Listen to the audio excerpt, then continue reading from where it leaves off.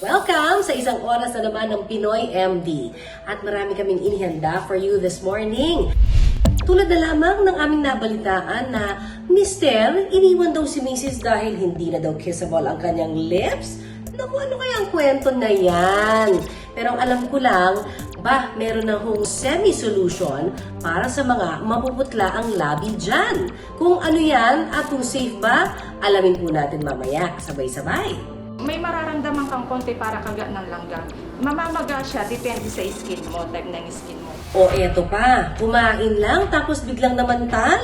Naku ha, baka allergy na yan. Paano nga ba natin malalaman kung saan tayo allergic? At kung tinamaan tayo nito, ano ba ang ating gagawin? At paano ito maiiwasan? Bababa ang BP, nahihirapan ng huminga, or biglang nauubo or nag-iiba ang boses. So pagka ganon, meron kang ganong mga sintomas, kailangan emergency room na agad. O sa mga mommies out there na tulad ko, I'm sure can relate tayong lahat. Diba? Pag sinabing napakahirap talagang manganak, lalo na daw kapag cesarean, dahil may mga long-term effects pa daw ito na tulad ng halimbawa, pananakit ng likod o kaya naman pagiging makalilimutin. Ano nga ba sinabi ko? Tingnan natin kung totoo. Sometimes nagta-tighten din yung cord, bumabagsak na yung heartbeat ni baby, hindi na magiging successful yung normal delivery, we end up doing cesarean section. At ang hula hoop na nakalakihan natin, naku ngayon ginagawa na ring paraan para tayo ay makapagbawas ng timbang.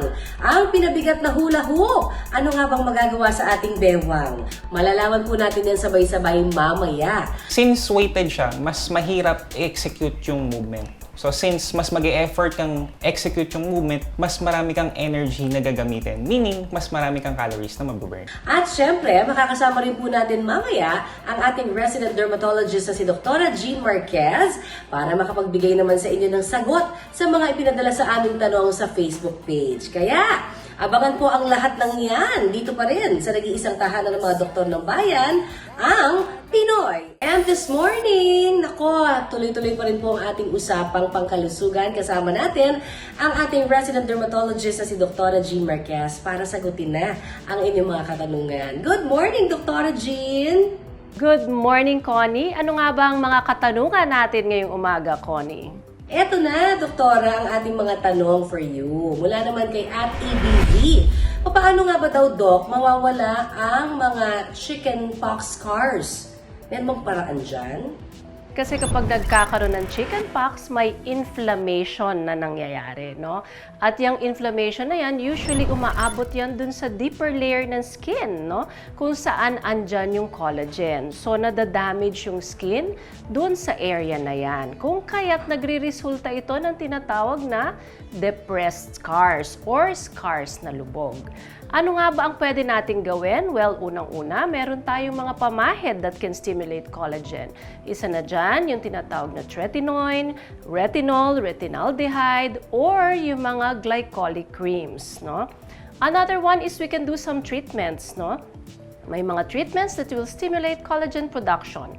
Kasama na dyan yung tinatawag na microneedling, or yung tinatawag na fractional lasers. Ang importante ay pumunta ka sa iyong dermatologist para nga naman masolusyonan agad at hindi na maging permanente yung mga scars na yan. Usapang kilikili naman tayo, doktora. Paano nga ba magagawa ng paraan yung tinatawag na underarm rashes? Ang tanong mula naman kay Ethan06. Alright, Ethan, alamin muna natin, ano nga ba ang cause ng underarm rashes mo, no? Ito ba ay contact dermatitis? Nag-allergy ka ba dun sa iyong deodorant or sa iyong mga sinusuot? Masyado bang masikip, no? Yung sleeves? Another one is, meron ka bang tinatawag na intertrigo?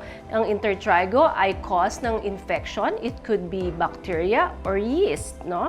Pangatlo ay meron ka bang fungal infection, no? So may mga fungal infections that can cause rashes sa underarm, no? Dapat malaman muna natin kung ano ba ang cause nito at doon natin malalaman kung ano talaga ang tamang treatment or angkop na treatment na dapat sa iyo. So, magpatingin ka muna sa iyong dermatologist. At syempre, kung may usapang kilikili, meron ding usapang balakubak. Doktora, tanong naman ni Maylene Reyes, Ano nga ba ang solusyon dyan? Ang balakubak ay thin flakes na nahuhulog from the scalp, no? Common talaga 'yan, no? However, no, kapag ito'y nangangapal na at namumula, ibang problema na 'yan. Umpisahan muna natin sa balakubak, no? Ang pinaka-effective pa rin na treatment for balakubak ay of course anti-dandruff shampoo. Yun nga lang, nagkakamali-mali sa paggamit nito. Kailangan talaga na basahin mo ang instructions sa antifungal shampoo na iyong gagamitin. Number 2, dapat mo lamang itong gamitin twice a week. Yun ang pagkakamali ng marami. Kadalasan, everyday ginagamit, kung kaya't lalong nagda-dry ang scalp, lalong nagfi-flakes, no? At lalong nangangati, no? Also, i-alternate mo lamang ito sa mild shampoo, no? So, may mga days na mild shampoo, may days na anti-dandruff. Kagaya ng sinabi ko, twice a week only. And of course, kapag ang dandruff mo ay nangangapal na at namumula, ay importanteng pumunta ka na sa dermatologist kasi maaaring baka meron kang seborrheic dermatitis or psoriasis na tinatawag. Lubos-lubosin na natin, Doktora. Usapang buni naman tayo mula kay Buranday. Paano daw ba maaalis ito? Ano nga ba ang treatment na ginamit mo? Kung pamahid lang at ang mga buni mo ay dun sa mga hair-bearing areas or dun sa mga mababalahibo, baka kailangan mo ng mag-oral antifungal. And of course, kapag marami rin ang fungal infections, hindi lang iisa, kailangan mo na talagang mag-oral antifungal kasi nabanggit mo na pamahid lamang ang ginamit mo.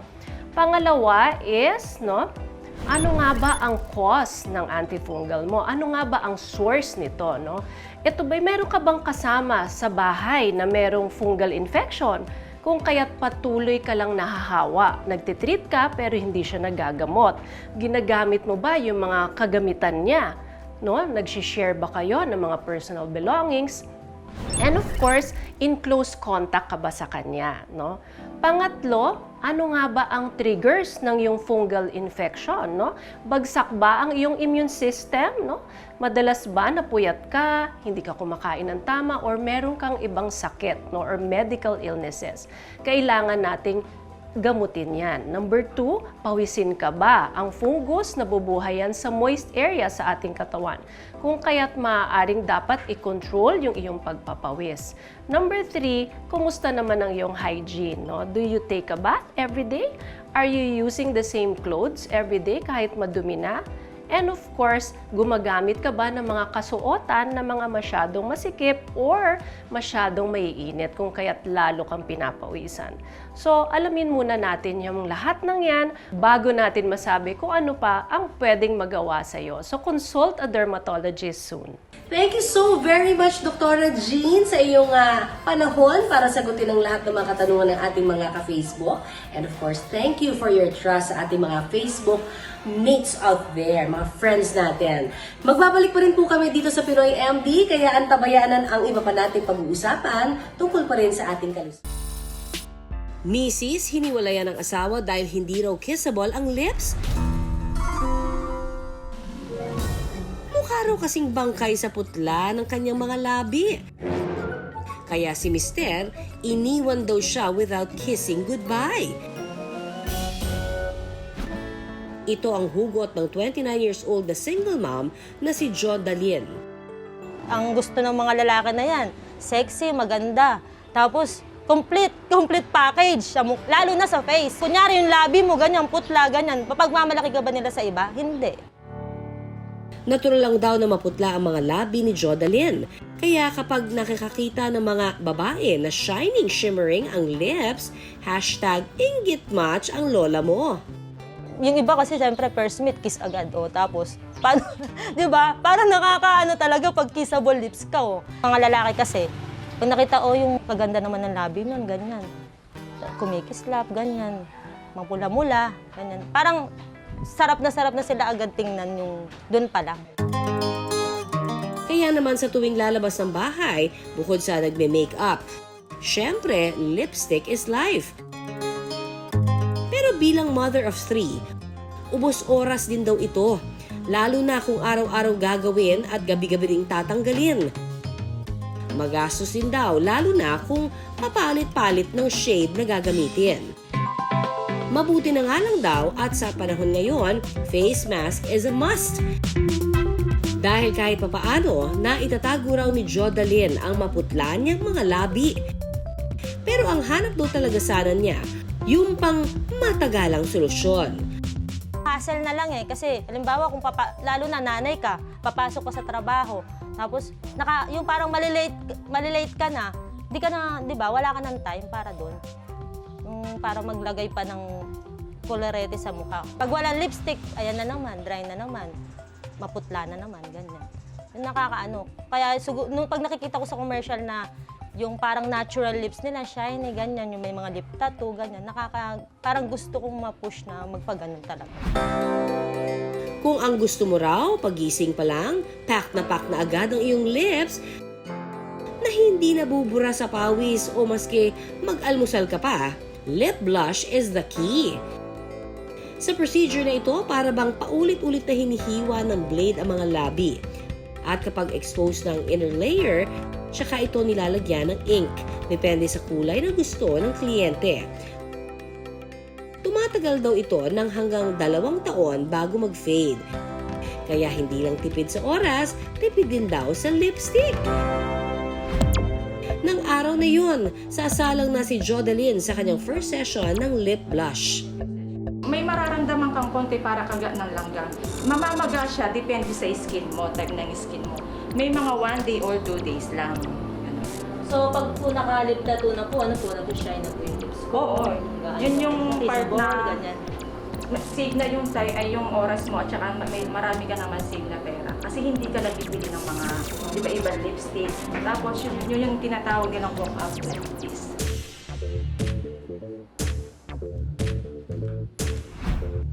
Ang first step na ginawa natin sa kanya, ipinahiran ko siya ng cream anesthesia para mabawasan yung sakit na maramdaman niya. Makalipas ang 30 minuto, nang umepekto na ang anesthesia, sinimula na ang lip blush procedure. Para sa ano lang po to, sa lips, sa top liner, at saka sa kilay po. Hindi po kagaya nung pangtattoo sa balat, magkaiba po sila. Tumatagal ito ng hanggang 3 oras at nagkakahalaga ng 3,000 piso pataas. Tiis-tiis lang, Jodalyn, at ma-achieve mo na rin ang woke up like this na kissable lips. Mas magkakaroon ka rin ng mas maraming oras sa iyong mga chikiting dahil say goodbye ka na sa araw-araw na pagli-lipstick. Ma'am Jodalyn, expect niyo po na mamamagayan 1 to 2 days. So may bibigay po ako sa inyo na ointment para maalis po yung pamamaga niya at yung mga sugat niya mag-heal po. Ang resulta ng lip blush treatment ni Jodalyn, pare-pareho rin nating aantabayanan. Samantala, ikinonsulta namin sa ating resident dermatologist na si Dr. Jean Marquez kung gaano nga ba ka-safe ang procedure na ito. Safe naman magpa-lip blush kung number 1 ay sterile ang pagkagawa or ang environment kung saan ito ginagawa. Pangalawa, no, may mga post-care instructions na dapat i-follow yung nagpa-treat, no? And of course, pangatlo, kung walang allergy, yung magpapatreat. Gaya sa anumang ipinapahid sa balat, makabubuti raw na magsagawa muna ng skin patch test bago sumailalim sa lip blush para makita kung mayroon bang allergic reaction. Dapat reputable o pinagkakatiwalaan po ang mga pupuntahan nating mga clinics o salon bago tayo makapagpagawa ng kung ano-ano mga procedure, hindi ba? Tignan din natin yung mga reviews dito. At syempre, sipatin din natin mabuti kung yung kanilang clinic ay malinis at lahat ng gamit na gagamitin ay sterilized. Ingat po tayo ha, kailangan. At nandito na nga tayo sa exciting part. Makalipas ang 3 araw, binalikan namin si Jodalyn.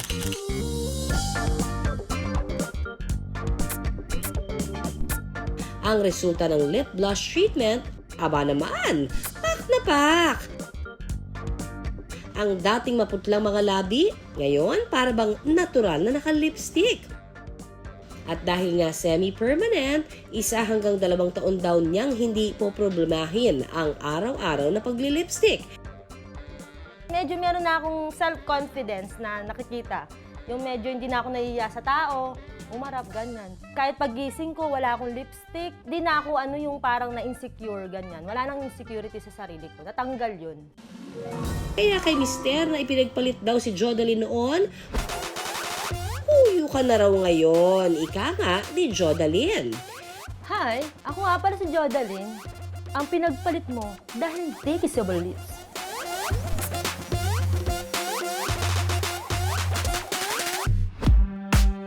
Basta't safe ang mga procedure, lalo pat kung magbibigay ito sa atin ng kumpiyansa. Go, go, go lang! Pero tandaan na bago natin hanapin ang pagmamahal sa iba, dapat love yourself muna. Namamaga, namumula, at kumpul-kumpol ang mga pantal ni Jobel. Ang itinuturong salarin, ang inulam nilang sinampalukang manok.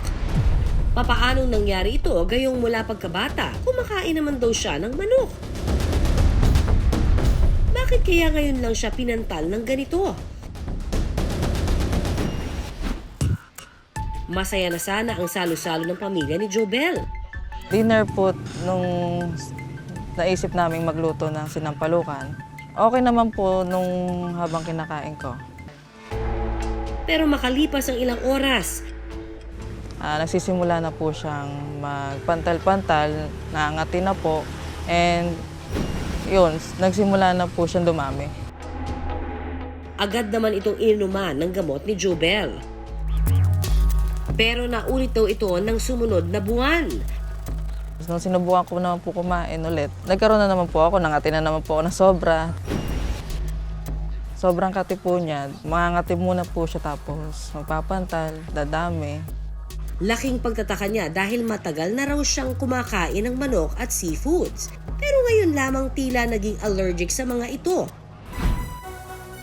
Kaya si Jobel nagpakonsulta sa doktor.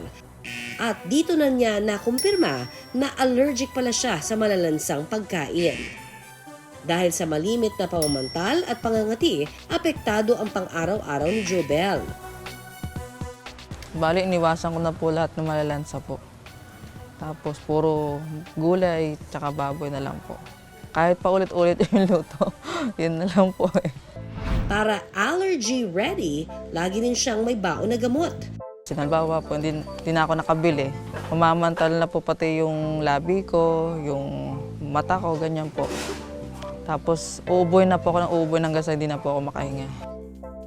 Ayon sa allergist na si Dr. Roxanne Cassis Howe, Allergy, siya yung hindi pangkaraniwan or unusual na reaction ng ating katawan or ng immune system sa mga allergens. Anything, pagkain, gamot, or anything na nalalanghap na posibleng makapag-cause ng allergic reaction sa isang tao.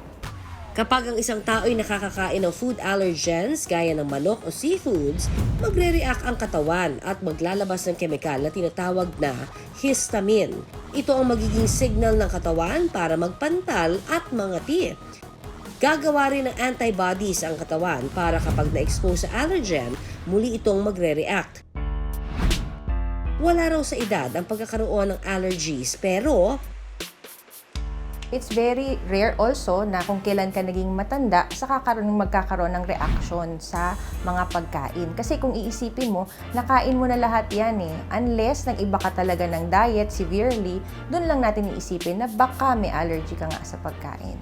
ayon po sa pag-aaral ng Food Allergy and Research Education, isa po itong non-profit organization sa Amerika, meron daw na 170 na mga pagkain na nakapagdudulot ng allergic reaction. At 8 po dyan ang tinuturing na major food allergens. Kabilang po dyan ang gatas, itlog, mani, ang mga tree nuts gaya ng almond, wheat, soy, isda at maging seafood. Pero alam nyo ba na ang allergy, hindi lamang pala makukuha sa pagkain? Kung si Jobel kayang umiwas sa mga pagkain kung saan siya ay allergic, si Rochelle naman, no choice daw. Paano ba naman kasi? ang nakaka-trigger sa kanyang allergy? Nasa hangin. Kasi sa bahay naman, nandyan yung house mites, yung cockroach, yung mga balahibo ng daga, mga alikabok. Sa outdoors naman is yung mga halaman nga po, mga pollen tulad ng pollen ng mangga, ng gomamela, at saka po yung mga grass.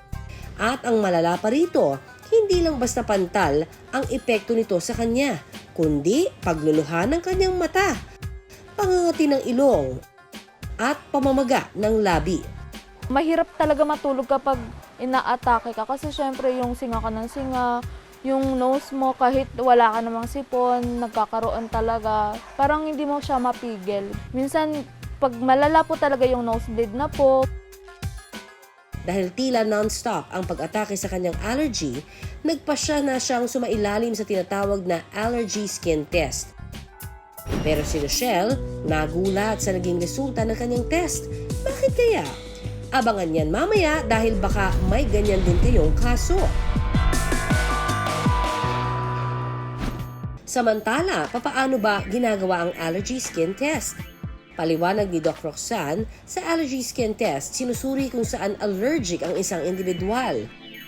Una munang nililinis ang braso ng pasyente, tsaka minamarkahan ang mga parte na lalagyan ng allergens.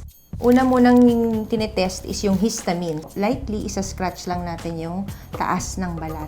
So, aantayin natin siyang magkaroon ng pamumula or pantal dun sa area na yun.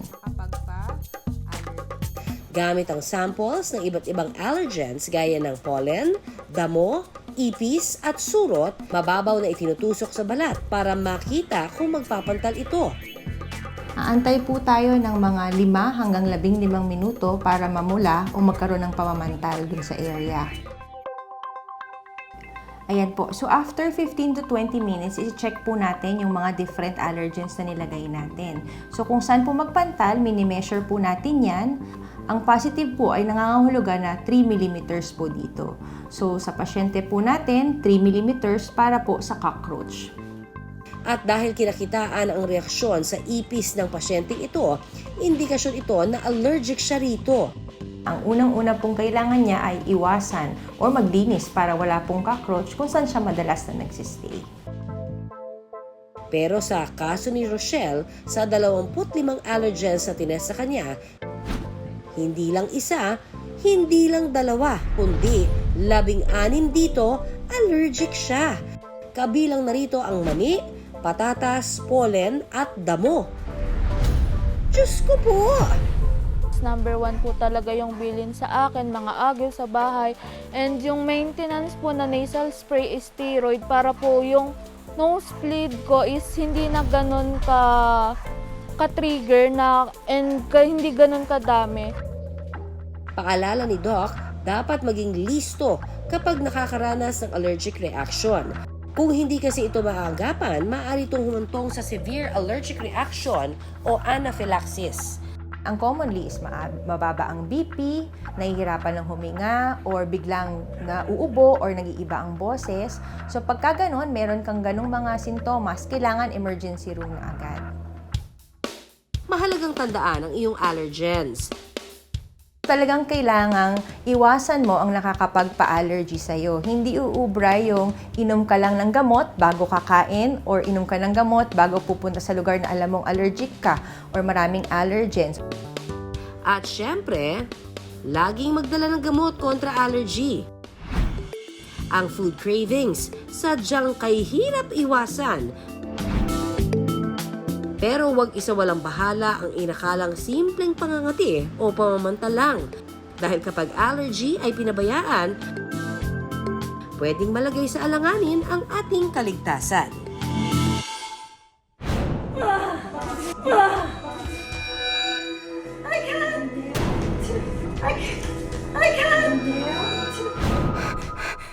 Marami na ang nagsabi, kapag nanganak ang isang ina, kalimitang nasa isang hukay ang kanyang paa.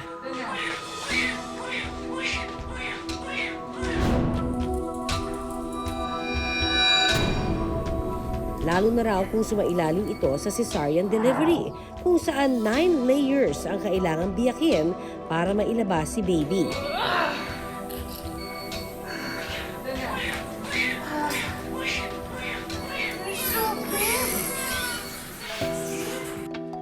Ganito ang pinagdaanan ng 40 anyos na si Consuelo.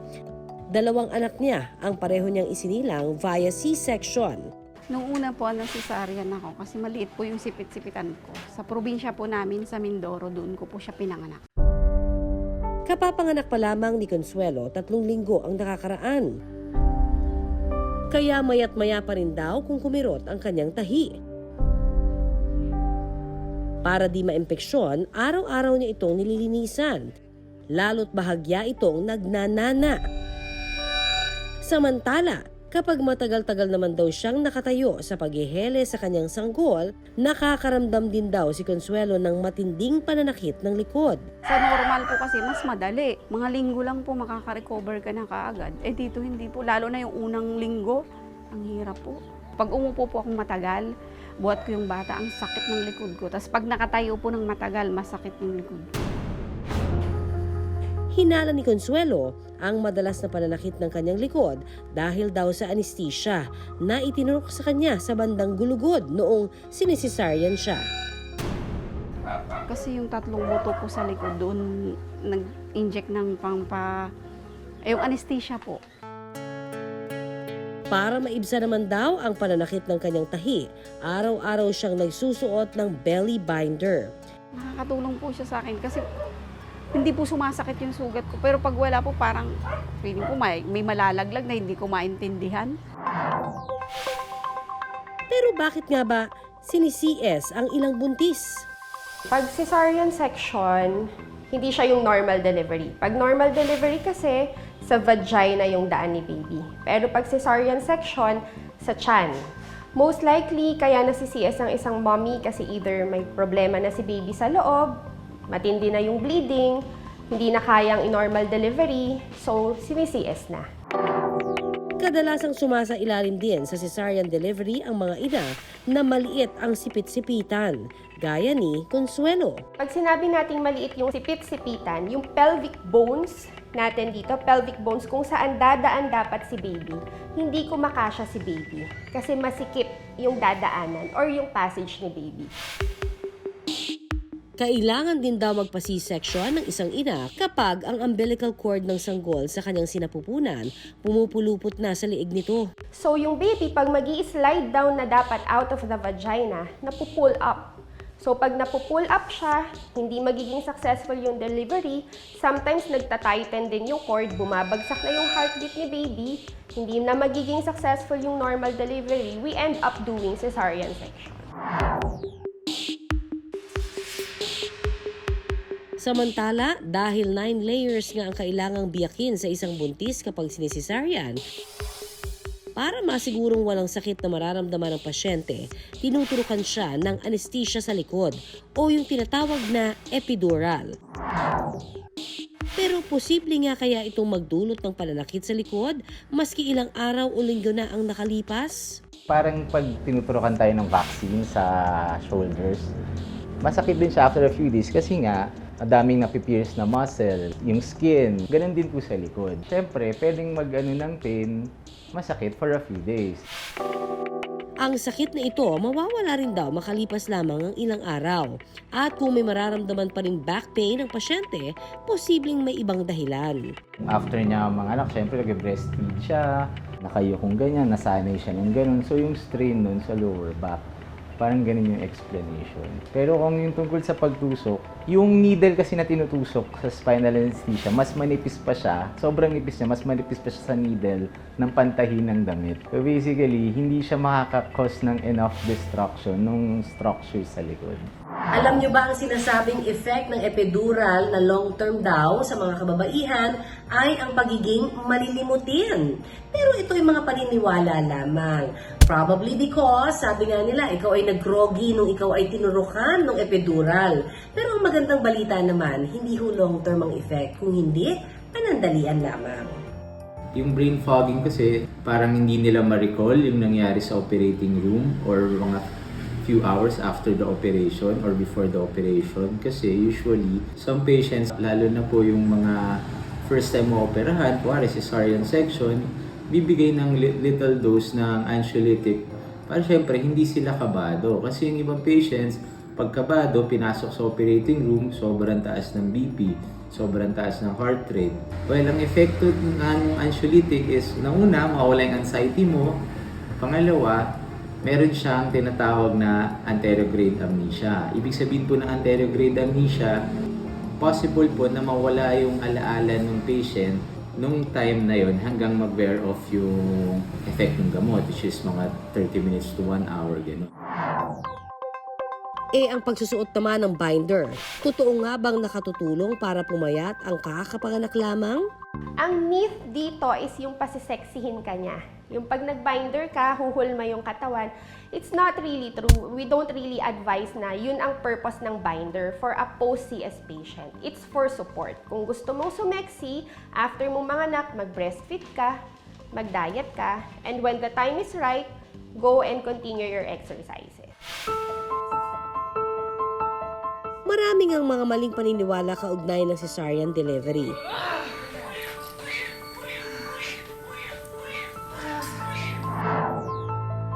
Pero sa isang bagay tayo nakatitiyak. Ang panganganak ng bawat ina ay simula pa lamang ng mga handa nilang isakripisyo para sa iniluwal nila dito sa mundo. Ang ilan sa mga celebrities gaya ni Cheryl Cruz at Gladys Reyes hindi po nagto-throwback sa paghuhula hoop.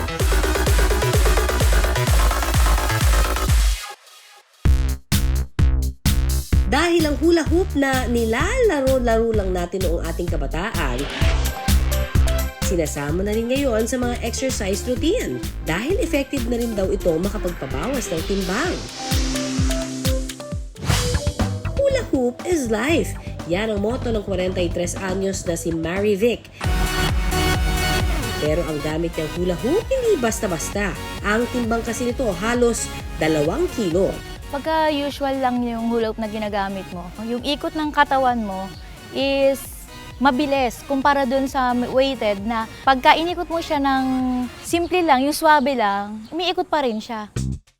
Tama ang hula nyo. Si Marivic kasi na-addict sa paghuhula hoop. 2016 yung first hula hoop na nabili ko.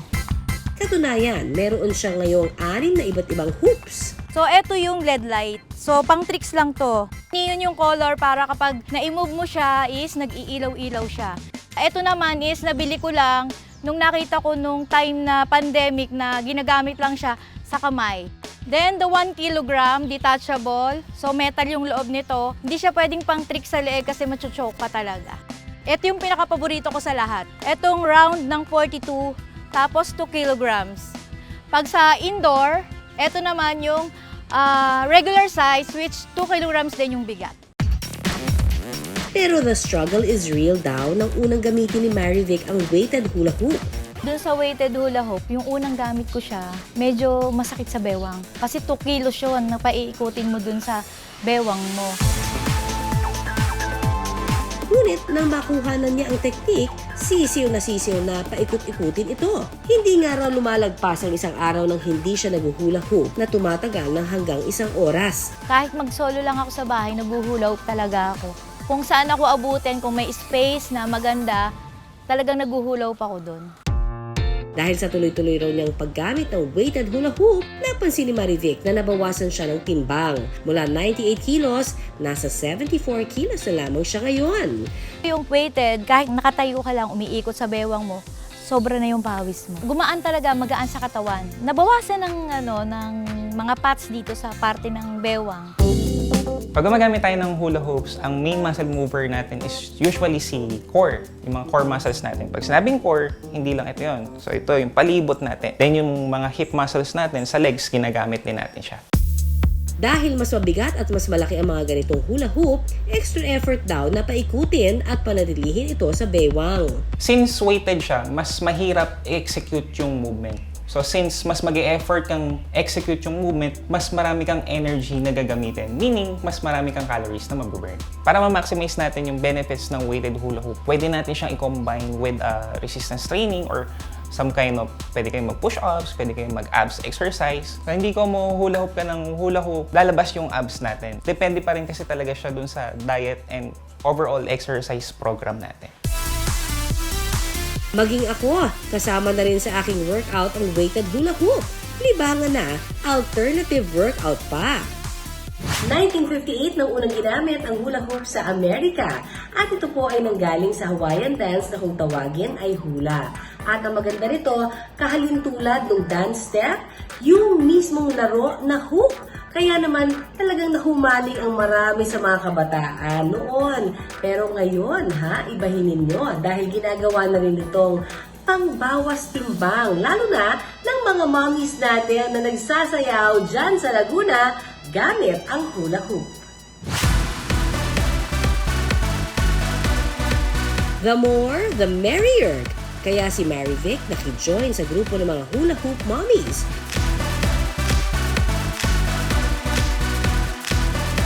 Bukod sa pastime, ito na raw ang kanilang ehersisyo matapos ang kanilang mommy duties.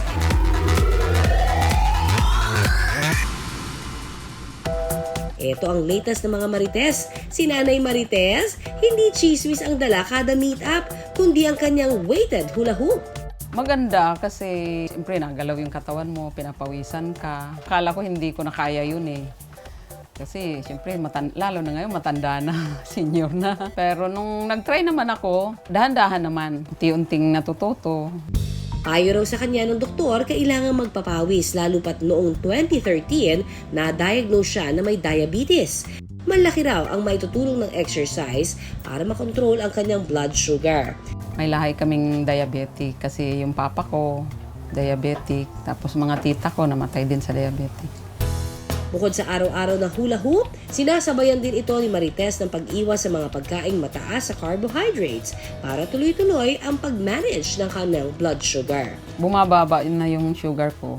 Yung dating 300, ngayon minsan nasa 120, 130, yung gano'n na lang siya. Ayon kay Coach Gabriel, perfect workout ang hula hoop para sa mga senior citizens.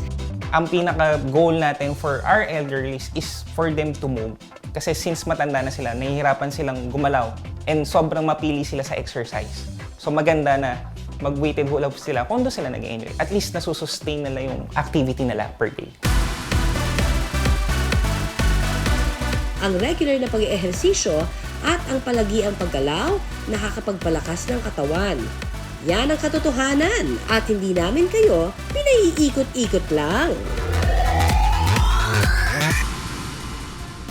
Ang saya ng umaga kapag tayo ay nakapagkwentuhan tungkol pa rin sa ating kalusugan. Kaya naman mga kapuso, hanggang sa susunod na Sabado, magkita-kita pa rin po tayo dito sa Pinoy MD. Ako po ang inyong kaagapay, Connie Season. Nagpapaalala na isa lamang ang ating katawan, kaya dapat lamang natin itong pangalagaan. At ako naman yung dermatologist, si Dr. Jean. Tandaan, unahin ang kalusugan at lagi pong tumutok dito sa programa kung saan kayo at ang inyong kalusugan ang laging number 1. Dito pa rin sa nag-iisang tahanan ng mga doktor ng bayan, ito po ang Pinoy MD!